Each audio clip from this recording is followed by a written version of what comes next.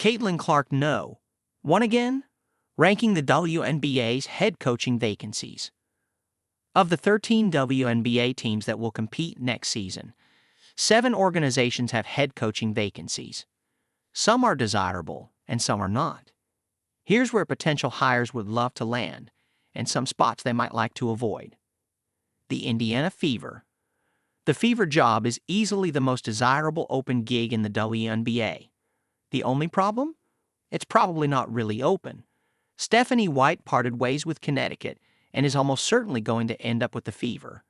She's from Indiana, already had a successful stint on staff from 2011 to 14, and was head coach of the franchise from 2015 to 16 before taking a college coaching job. It's simply a great place for any coaching candidate to land. They are clearly on the rise with established young stars like Alia Boston and Caitlin Clark, and a veteran presence with Kelsey Mitchell. The Fever made the playoffs this season for the first time since 2016 when White was at the helm, so winning looks to be in the cards going forward. That and their recently renovated practice facilities make it a desirable location for free agents. The Washington Mystics. The Mystics struggled last year, going 14-26 after Natasha Cloud left in free agency and Elena Del Don decided to sit out. But this is still a desirable job for the right coach. When the organization fired GM Mike Thibault and his son, Coach Eric Thibault, Monumental basketball president Michael Winger spoke of a desire to rejuvenate the franchise. He also expressed the organization's goal of building through multiple drafts. In other words, this is a rebuild, but it's also one that has resources and a history of commitment to women's basketball. The Chicago Sky. The Sky have promise with Angel Reese, Camila Cardoso, and Chennedy Carter headlining a young roster. The organization also just broke ground on a state-of-the-art $38 million practice facility that can be used to attract and keep free agents. The foundation is there for this team, but there is one major concern. Is there any room for error? Teresa Weatherspoon had an entirely new roster, many of whom were young players learning about being in the league. She was fired after one season, so that's a red flag for any potential coach. But GM Jeff Pagliocca came in after Weatherspoon had been hired last season.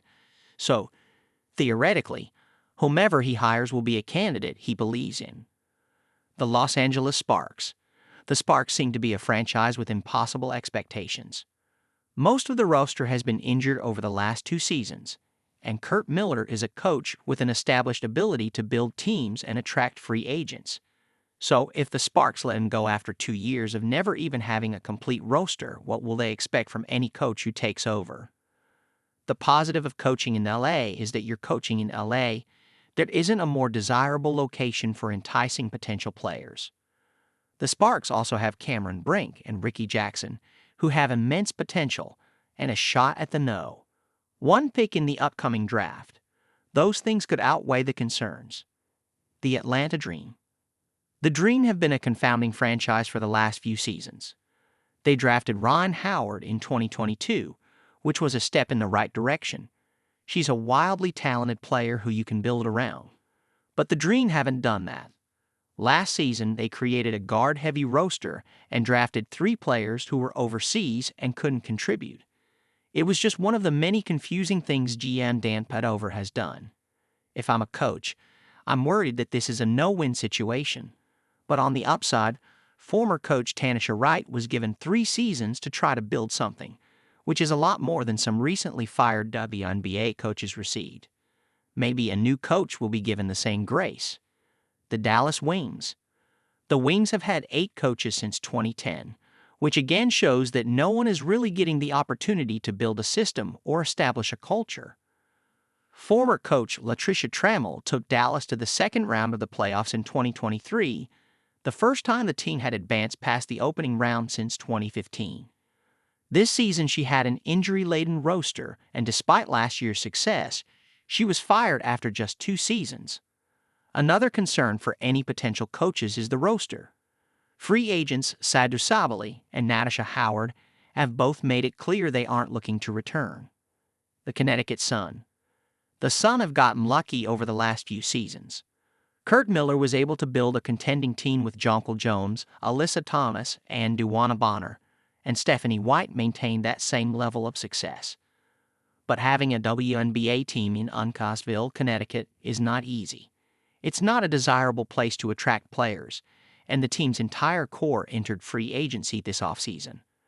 The facilities also aren't up to par, and even during the playoffs, the team had to split its practice